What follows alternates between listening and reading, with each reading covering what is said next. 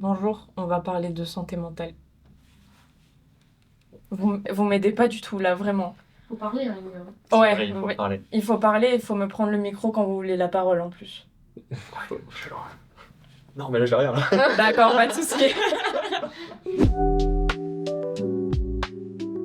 Alors, moi, la santé mentale, c'est le bien-être mental et physique. Si on se sent bien, si on est occupé, si on a une vie plutôt équilibrée, je dirais. Vous en pensez quoi, vous? Ouais, une vie stable ou pas. Après, il y a des personnes qui ont des vies très très instables et qui arrivent à trouver la force d'avoir une santé mentale plutôt forte. Je sais pas vraiment comment ils font. Euh, pour vous, c'est quoi la santé mentale, messieurs? Pour moi, la santé mentale, c'est un peu, c'est ça, être bien en soi, mentalement. Bah, c'est la santé mentale. C'est très con ce que je dis. Être bien en soi, en fait, c'est la santé physique et la santé mentale. Chacun a un rôle l'un sur l'autre, je trouve. Quand tu vas mal mentalement, bah, ta santé physique va être dégradée, ou l'inverse. Quand ta santé physique va mal, tu peux avoir des problèmes de santé mentale. Par exemple, si tout le monde te dit que t'es gros, bah, au fil d'un moment, bah, tu vas le penser et ça va te mettre à mal, quoi, par exemple. Mm. Alors que, donc, chacun a un impact sur l'autre, je trouve. Par rapport à l'anxiété, vous avez déjà fait des crises d'anxiété? Tu recoupes quoi dans l'anxiété, du coup? Alors, surtout les crises d'angoisse, ou même on peut parler directement du stress. Est-ce qu'il y a eu des fois où vous avez été submergé par le stress, si vous voulez en parler? Ça va être un peu plus marrant. En fait, non, mais Comment ça? ça va être un peu plus tranquille parce que j'en rigole. C'était en troisième, j'ai fait un malaise quasiment à mon oral pendant mon brevet.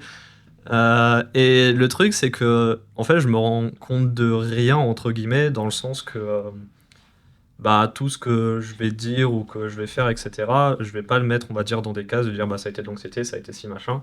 Et même quand ça s'est passé, mon corps il était au plus bas, mais je réagissais normalement. Genre, typiquement, je voyais rien, je tenais même pas debout. On m'a dit tu peux te lever et tout, je me suis levé d'un coup en disant oh ouais, ça va. Bon, encore, voilà. Mais il y a toujours eu ce truc où, en fait, enfin, ma tête est pas d'accord avec ma tête. Waouh. Parce que mon cerveau, il va péter un câble, mais personnellement, en fait, je vais pas le ressentir. Alors que du coup, il fait ressentir à mon physique qui, lui, va pas être bien. Mais dans ma tête, ça va. C'est assez particulier. En fait, du coup, les signaux que va donner mon cerveau, ça va être très corporel. Mm. Et moi, rien. Mais ce serait pas du coup du déni? Je sais pas, parce que en vrai, du coup, c'est pour ça, je l'ai pas spécialement mal vécu ni rien. En fait, quand j'ai ce genre de moment, bah ouais, je le vis pas si mal que ça. Je fais avec, voilà, mais j'y pense pas en fait sur le moment. Donc voilà, c'est assez particulier. C'est pour ça que je peux pas dire que j'ai fait de l'anxiété, j'ai fait ci, j'ai eu ça, etc. Parce que même si c'était le cas, en fait, j'ai pas eu l'impression de vivre comme une crise, de vivre comme ça. Même si par contre, mon corps, il le faisait bien ressentir lui. C'était un peu bizarre. Mais c'est un peu contradictoire, mais ça montre quand même qu'il y a eu du stress, parce que sinon, tu n'aurais pas eu une réaction physique. Alors, Oui. mais à mon avis, tu dois avoir un genre de mécanisme de défense, où, bah, genre, par exemple, moi, mon mécanisme, c'est quand ça va pas, je refoule tout. Tout. Et du coup, bah, ça donne l'impression que ça va, alors qu'en vrai, mon corps, bah, comme toi, il va m'envoyer des tas de signaux de détresse en mode, surtout l'hyperventilation. Quand je stresse dans les entretiens d'embauche, je ne respire plus, je deviens, je m'étouffe en fait, juste parce que je pense plus à respirer tellement je stresse. Ouais, moi, je partais sur les crises d'angoisse tout à l'heure, puisqu'on parlait de ça un peu. Bah, Du reprends. coup, ouais, non, moi, j'ai eu des crises d'angoisse vraiment un peu violentes et tout, donc vraiment, j'arrivais pas du tout à sortir de chez moi. J'étais vraiment en pleurs repliés sur moi. Je pouvais pas sortir vraiment. C'était vraiment angoissant, hein, du coup, puisque c'est une crise d'angoisse. Mais surtout la première fois que ça t'arrive, tu sais vraiment pas quoi faire. C'est vraiment très stressant et ça fait vraiment pas mal flipper, quoi. Surtout, le pire, c'est quand quelqu'un essaye de te sortir, quoi. Alors que justement, tu fais la crise d'angoisse parce que t'arrives pas à sortir. Donc, ouais, c'est sûr que c'était pas forcément de bonnes expériences, quoi. C'était une phobie sociale ou une Oh, phobie de l'extérieur en non, général? j'avais une triplette phobie sociale, phobie scolaire, dépression. Ouais, donc t'as fait Pardon, mais t'as fait le bingo, genre. Ouais, c'est ça, j'ai fait la triplette. Aïe. Chut. Carton plein, Carton gagnant. plein, Euh, hop, tapis. la loterie de la vie perdue. Ouais, c'est ça. Bon, après, maintenant, ça va mieux, hein, mais c'est vrai que du coup, en plus, c'était il y a pas très longtemps, c'était il y a 2-3 ans, même pas. Pour revenir sur les personnes qui essayent de faire sortir quelqu'un de la crise d'angoisse, c'est hyper compliqué, surtout pour les personnes qui n'ont jamais connu ça. Je pense qu'il y en a beaucoup qui savent pas que des fois, la crise, elle peut aller tellement loin que tu ne vois plus et tu n'entends plus le monde à l'extérieur autour de toi. Je fais beaucoup de crises où c'était impossible de me sortir parce que j'étais totalement à l'intérieur de moi, repliée, et plus rien ne pouvait m'aider. Il y a même des fois des crises tellement fortes où j'envoyais des coups aux personnes qui s'approchaient de moi parce que je voyais plus rien à part les événements qui m'ont fait du mal. Et du coup, je paniquais, et plus on me touchait, plus je paniquais. Donc le mieux à faire en général quand quelqu'un panique, c'est le laisser finir ou l'aider avec quelques techniques qu'on verra plus tard. Dans les crises d'angoisse, en fait, tu rentres dans un état de hyper-vigilance et du coup, tout ce qui t'entoure, en fait, ça devient une potentielle menace. Oui, j'appelle ça le mode survie. Vraiment, genre, sans rire. Bah ouais, c'est ça, pas un mode survie, c'est de l'hyper-vigilance, tout simplement. C'est vraiment tout ce qui t'entoure, pour toi, tu fais gaffe et c'est une sorte de... ça peut devenir une menace. Enfin, la personne qui est à côté de toi peut se prendre des coups, quoi. Parce que du coup, il va te considérer comme une menace parce qu'en fait, il voit pas que c'est la personne, en fait. Oui, Tout voilà. simplement. Pour ceux qui font du secourisme, quand il y a une personne qui fait une crise d'épilepsie, on dit justement de ne pas s'approcher et d'éloigner tout ce qui pourrait la blesser. Et ben pour une crise d'angoisse, des fois, ça peut être pareil. C'est pas du tout la même chose, mais la meilleure manière de protéger, c'est ça, c'est d'éloigner tout ce qui est dangereux et d'éviter de s'approcher de trop près, parce que ça peut raviver, les traumas qui sont qui mettent en cause, qui créent la crise d'angoisse. Moi, je sais pas si c'était vraiment des crises d'angoisse que j'ai vécues ou juste un moment où c'était peut-être de la panique, de la tristesse ou quoi, mais je pense que les seuls moments où ça peut être associé à de la crise d'angoisse, parce que je sais pas vraiment qu'est-ce que ça regroupe et je me pose des questions dessus, c'est peut-être juste, par exemple, quand il y a eu quelque chose de triste dans ma vie, quand j'y repense et que je commence à pleurer, et plus je pleure, plus je commence à avoir du mal un peu à respirer et à vraiment commencer à faire une petite crise de panique, je veux dire. Et peut-être que ça, c'est une crise d'angoisse, justement, je me demandais si pour vous, ça le serait ou non.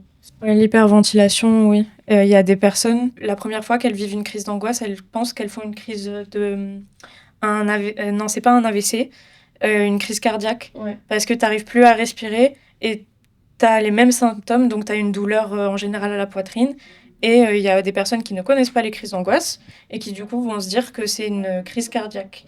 Et donc l'hyperventilation, due à ton état mental, donc là la tristesse, comme tu as dit que tu pleurais, c'est probablement effectivement une crise d'angoisse. Enfin, moi je pense que ça pourrait l'être. Mais après je suis pas médecin, hélas, mais... Ok, je peux. Oui, bien sûr. Vous avez aussi dit tout à l'heure le fait d'être bloqué et de pas réagir sur quelque chose, ou etc. Ça me fait penser aussi à un moment où, dans une épreuve, par exemple, du bac, désemparée, j'ai juste rien fait et paniqué, et je n'arrivais pas à faire quoi que ce soit. Tu restais bloqué sur Et un truc. voilà, ça n'avançait pas. Juste, j'étais bloquée. J'essayais de réfléchir, j'essayais de me reconcentrer. Ça me stresse. Mais le fait de réussir, de voir que le temps passe et que je n'avance rien, qu'il n'y a toujours rien qui se passe. Ça fait un cercle vicieux. En Ouais, plus. j'étais bloquée et je savais pas ce qui se passait. Et du coup, après, je me suis mise à chialer. Parce Du coup, que j'ai la pas panique, compris. ouais, Voilà. ouais, voilà. C'est ça, c'est Le le choc stress, est- la panique, ouais. C'est par exemple, quand tu lis le texte en bac de français, en fait, tu te rends compte, ça fait 10 fois que tu lis la même ligne, mais tu comprends pas parce que tu es en stress et c'est de la panique. Voilà, il y a aussi un manque de concentration, je pense, qui peut être dedans. Genre, le fait de lire et relire.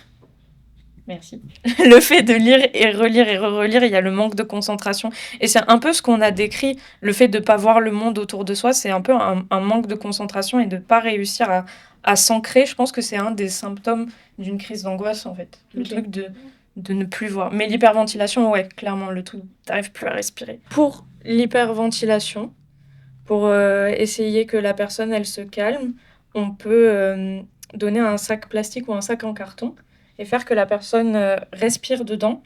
Et du coup, elle va respirer son propre CO2 et ça va la calmer. Le contact humain, c'est à double tranchant. Des fois, ça aide, des fois, ça aide pas du tout. Moi, ça s'est passé un peu très vite. C'est que du coup, depuis plusieurs années, je suis suivi par la LVP, tout simplement. Et que comme de temps en temps, je vais les voir, je suis allé les voir une fois. Et ils m'ont dit, mais tu sais, il y a la mission locale qui existe. Du coup, c'est eux, ils m'ont amené à la mission locale. Avec eux, ils m'ont amené faire une demande de stage. Et puis après, à la mission locale, simplement, je suis allé voir Franck, le psychologue. Et c'est lui qui m'a beaucoup aidé. C'est comme ça que je suis sorti petit à petit de tout ça. Tu as parlé de la LVP? Ouais, Ligue varoise de prévention.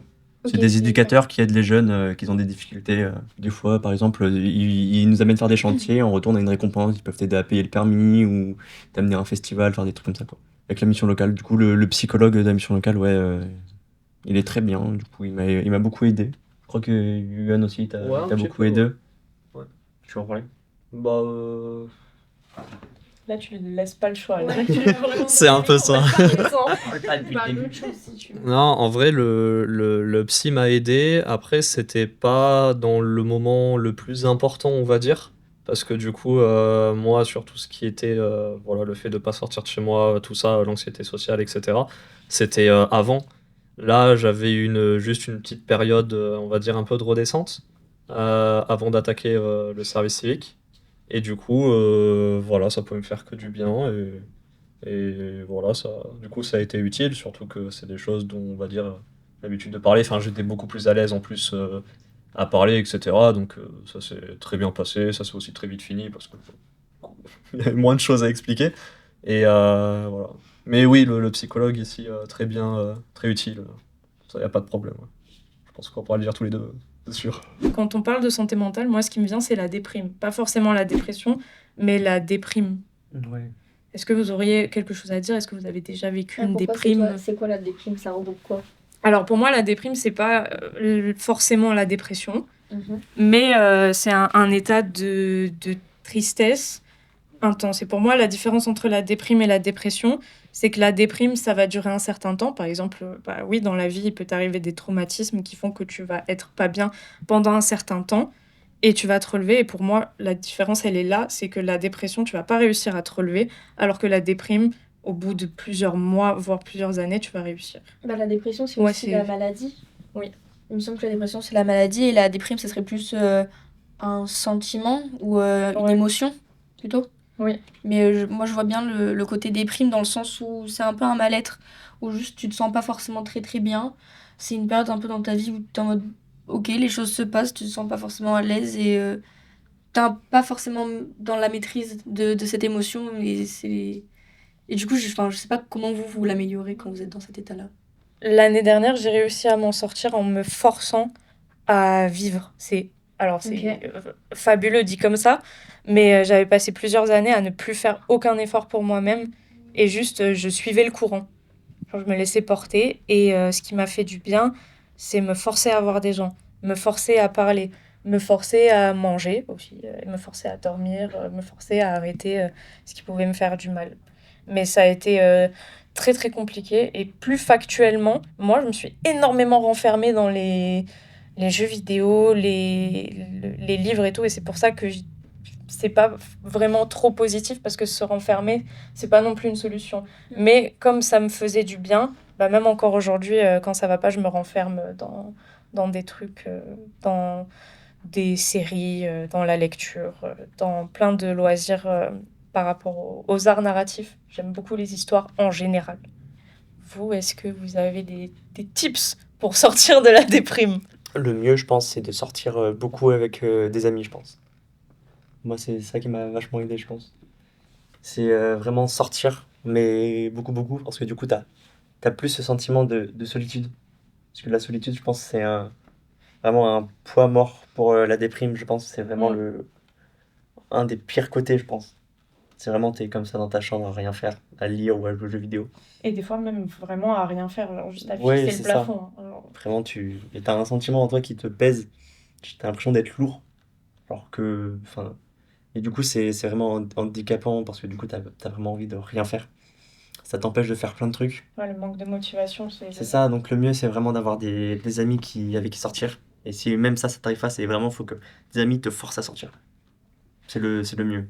J'ai trouvé un juste milieu. Me forcer à sortir, mais je continue quand même des fois un peu à me renfermer à lire. Et toi, Yoann? Bah, au final, oui, en fait, c'est une question de juste milieu. Ça va dépendre des gens. Il y en a qui, voilà, le contact social, ça va être beaucoup plus important et beaucoup plus donner de l'énergie que d'autres, ça va peut-être trop les épuiser. Faut pas oublier que la santé mentale, ça vient aussi de s'occuper de soi, en fait. Donc, des moments seuls, voilà, par exemple, à jouer, à lire, ça peut tout aussi être utile. Et puis, il faut pas oublier que c'est des choses qu'on peut partager. Donc, ça va pas nous exclure totalement, en fait. Voilà, si on joue à tel jeu, on va pouvoir en parler à du coup, une communauté si on est du thème, ou même à des amis qui ont joué le même jeu, recommander, pareil pour les livres. Donc, voilà, il y a aussi ce truc-là. Faut penser aussi que être seul, c'est pas forcément mauvais. Typiquement, du coup, bah, ce que j'ai eu, c'était plus du coup de la déprime que j'ai eu parce que, comme je dis, la dépression, tout ça, c'était il y a trop longtemps. Et bah ouais, en fait, t'as plus trop le goût à rien et sans forcément que tu le veuilles, tu finis par te renfermer un peu tout seul. Et ouais, se forcer, c'est bien quand, on va dire, quand on sent que, on va dire, on n'est pas capable ou quoi de trop avancer, un peu, voilà, quand même un peu essayer de se bouger. Mais faut quand même pas trop forcer non plus s'il y a, enfin, si vraiment il y a des choses qu'on n'aime pas faire, voilà, faut pas Ouais. se forcer non plus que s'il y a quelque chose que tu sens pas, faut pas non plus que ça te mette plus mal qu'autre chose. Mais donc ça va juste dépendre des gens, de sa propre conscience, pour essayer de faire les bons choix et voilà quoi. On a zappé un point important. Enfin, toi, tu l'as un peu soulevé, c'est le soutien. En fait, demander, enfin, sortir avec des amis, tu as dit, et justement, le soutien, les amis, les proches, en parler, c'est pas forcément en parler à un psychologue. Moi, je sais que j'en parle, il y a beaucoup de choses que j'en parle à mes amis, enfin, des amis proches. Dès qu'il y a un souci, bah, surtout en ce moment, je leur en parle parce que je sais qu'ils vont écouter et que même si ce que je leur raconte, c'est pas forcément super intéressant, bah, va y avoir une écoute derrière qui va faire du bien. En fait, je pense que aussi des fois la déprime, elle vient du fait de pas être entendu et de que le mal-être il soit pas entendu. Donc le dire à quelqu'un, ça va forcément faire avancer les choses. Et puis si ça commence à devenir trop grave, aller voir un psychologue ou psychiatre, psychanalyste. On avait parlé de manque de motivation aussi. Moi, c'est vraiment quelque chose que j'ai pu remarquer qui était très présent quand justement je déprimais, c'est que j'avais l'intention de vouloir essayer de faire des choses, de vouloir bouger. Mais un manque de vraiment de me dire j'y vais, je me lance et je me dis, bah en fait, c'est peut-être de la peur aussi, sur certaines manières, mais je me sentais aussi bloquée. J'ai envie, je me dis, c'est sûr que si je le fais, ça sera mieux. Mais il y a un truc que je me lançais jamais. Donc je dirais que c'est de la motivation aussi totale, l'intention mais pas la motivation. J'ai souvent dit les choses comme ça. Par rapport au qu'est-ce que je fais moi pour me sentir un peu mieux dans la vie en général, je sais que j'aime bien aussi créer un peu une sorte de safe place des fois. Et j'ai remarqué que par exemple, bah, moi je vis chez mon père et dans ma chambre chez mon père, je me sens pas forcément totalement à l'aise. Et donc là, je me dis en ce moment, vas-y, je vais tout faire pour que ma chambre elle me corresponde à mon image, que je me sente bien. Peut-être repeindre les murs, réaménager la chambre, faire du tri aussi en soi, même si j'ai énormément de mal à me dire je vais faire du tri, je vais me lancer, mais faire du tri dans les vêtements, dans les objets, quoi. Quand après j'ai fait du tri et que c'est tout nickel, je me sens super bien. Vraiment, dans le mental, ça fait un tri, franchement hyper bénéfique. Je sais pas si vous, du coup, vous le ressentez pareil, mais le tri ou juste réaménager la chambre, des espaces ou des trucs comme ça, ça vous fait du bien. J'ai un big problème avec ça parce que justement, j'aime trop me sentir bien et donc, par exemple, j'aime pas vivre dans un endroit qui ne bouge jamais. J'ai passé 3 ans dans un appart à Aix et je crois tous les 6 mois, fallait que je change la disposition du canapé, de l'armoire et tout pour me sentir bien et chez moi. J'avais toujours besoin de changement et faire le ménage dans ses affaires, pas que la poussière et tout, ça fait un bien fou. Moi qui suis beaucoup dans la spiritualité, faire le ménage tous les mois et surtout au printemps, ça fait vraiment du bien parce que tu clôtures ton année, tu clôtures le passé et ok, là on part sur un nouveau truc. Est-ce que vous aussi, ça le fait de vouloir bien se sentir dans un endroit et même de vouloir jeter les trucs qui ne vous sont plus utiles, ça vous fait du bien? Oui, mais moi, pas forcément spécialement. C'est pas forcément le truc qui me fait le plus de bien. Alors, j'aménage ma chambre pour m'y sentir bien. Genshin, c'est mieux. C'est pas le meilleur des jeux qui me permettent d'aller mieux, mais c'est un. Des fois, oui. Quand mon PC marche. Euh, Non, bah oui, par exemple, bah, du coup, j'ai mis des posters sur mes murs. J'ai repeint un mur. J'ai mis des tableaux. J'ai mis plein de trucs. Mais après, sinon, non, je change pas forcément la disposition. J'aime bien quand les trucs sont à leur place. Donc, même si c'est en bordel, si c'est à sa place, ça reste à sa place. Ouais, ok. Je trouve que ça sert à rien de changer. Après, ça dépend aussi des C'est gens. ça. Si je me sens bien là, pas besoin de forcément m'embêter à tout changer. C'est pour ça que juste rajouter quelques trucs. Je préfère rajouter des trucs que déplacer. Elle a parlé de safe place. Peut-être t'as pas besoin de changer parce que justement, t'as déjà ta safe place. Genre. Ouais, c'est ça, je pense. Et toi, Johan, c'est quoi ta safe place? Ça, ouais. C'est ma bouée, effectivement. Je me sens très très bien ici. Ah, je la quitte plus. Hein. Non, sinon, je suis très d'accord avec ça. Vraiment, dans ma chambre, je vais être du genre à faire des croquis 3D, à prendre toutes les mesures, etc. Waouh! de mes meubles, de tout ce qui va être dans ma chambre, pour que ce soit parfait. Donc, ça- un niveau au-dessus encore, genre. C'est Donc- Valérie Damido. Ah, mais vraiment, et à la base, je voulais faire paysagiste, architecte, c'était dans ces trucs-là, moi. Et ouais, en plus. Donc, déco d'intérieur, ça passe. Local. Oh, ça, il y avait il y avait beaucoup de carrières différentes que je voulais, et je me retrouve là, quoi. Je pense que tout le monde a eu ça. Hein. Ouais. Et donc c'est vrai que du coup j'ai pas spécialement le besoin de changer parce que je suis déjà vraiment à l'aise là où je suis. Même si du coup théoriquement il y a pas longtemps j'ai dû dégager un meuble pour mettre autre chose, enfin c'est une vraie galère. Et du coup j'ai dû tout réaménager. Et forcément le tri, bah, en vrai c'est sûr que ça aide parce que bah, en fait on va garder ce avec quoi on va être en accord au final. Donc évidemment que ça aide pour se sentir mieux, etc. Et c'est même plus simple, en fait c'est plus simple aussi pour nous, que ce soit dans nos affaires, dans nos vêtements. On va se sentir plus à l'aise, par exemple pour s'habiller, etc. Parce que on sait ce qu'on a, on sait ce qu'on va porter. Donc ça aide aussi de ce point de vue-là. Pour revenir aussi sur la déprime, moi, il y a des fois, je fais des rituels cathartiques. Alors, c'est un terme très compliqué juste pour dire de détruire quelque chose pour se libérer intérieurement. On peut brûler des choses, on peut les déchirer. Il y a des vêtements que j'ai portés quand il m'est arrivé des horreurs, que j'ai déchirés et que j'ai brûlés pour me faire du bien, et ça m'avait fait un bien fou.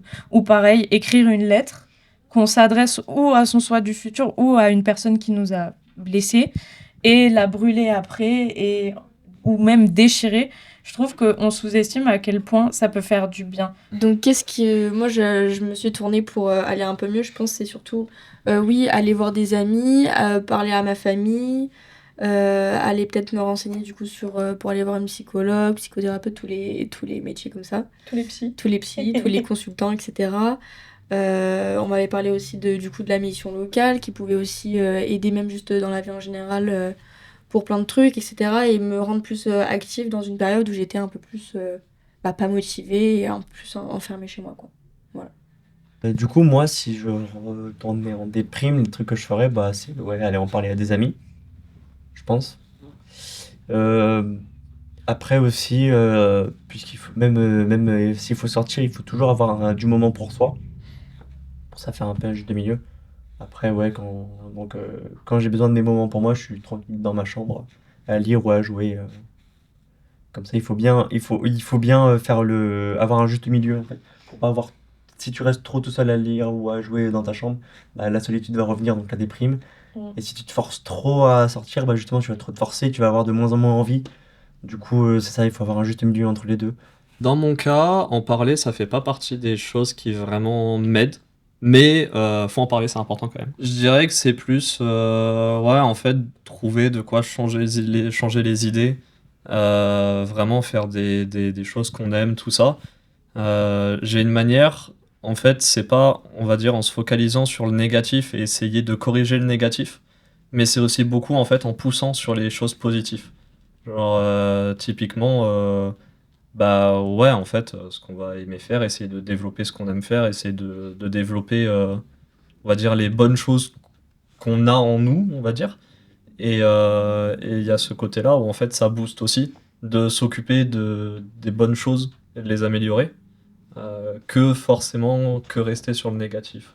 Mais donc, le soutien psy, c'est quoi? C'est un dispositif proposé avec l'aide de la sécurité sociale qui, du coup, prend en charge une partie sur 12 séances, du coup, sur une année, il me semble. Ouais. Donc, ça peut être renouvelé chaque année. T'as 12 séances, du coup, prises en charge par la sécurité sociale et aussi, du coup, une part par la mutuelle. C'est des prix fixés à 50 euros la séance. Oui, Ouais, c'est pas tous les psy. psys, c'est certains psys qui proposent des dispositifs et on peut le voir, je pense, sur les sites officiels. Je pense qu'on peut trouver ça. Il y a peut-être une petite carte qui dit ici, il y a ce psy qui propose ça et tu as juste à, je pense, prendre le numéro, envoyer un message ou appeler pour dire que du coup, tu veux faire le dispositif mon soutien psy avec cette personne. Il y a BetterHelp, il me semble que c'est un site pour pouvoir être mis en relation avec des thérapeutes à distance. Et aussi, on n'a pas trop parlé de suicide parce que c'est un sujet un peu compliqué, mais il y a le numéro prévention 14. 3114. Si vraiment, si une personne en ressent le besoin.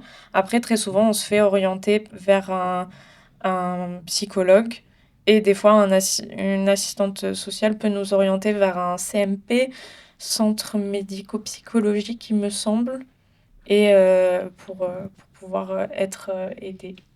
Après, même un médecin traitant peut écouter et, euh, et aider s'il y a un problème. Et orienté vers les bonnes personnes. Et orienter vers les bonnes personnes. Mais même un médecin traitant peut, si jamais, par exemple, tu as beaucoup de troubles anxieux, déjà te donner des médicaments pas trop forts pour t'aider avant que Ouais. tu trouves le psychiatre. Et surtout, nous, on est en campagne, donc c'est chaud de trouver des psychiatres. Hop là. Pour conclure, n'hésitez pas à demander du soutien à vos proches, aux personnes qui peuvent vous aider. Donc, on a cité plein de potentielles aides. Et en parler et ne pas rester tout seul quand ça va pas. Et quand ça va bien, soutenez ceux qui vont pas bien.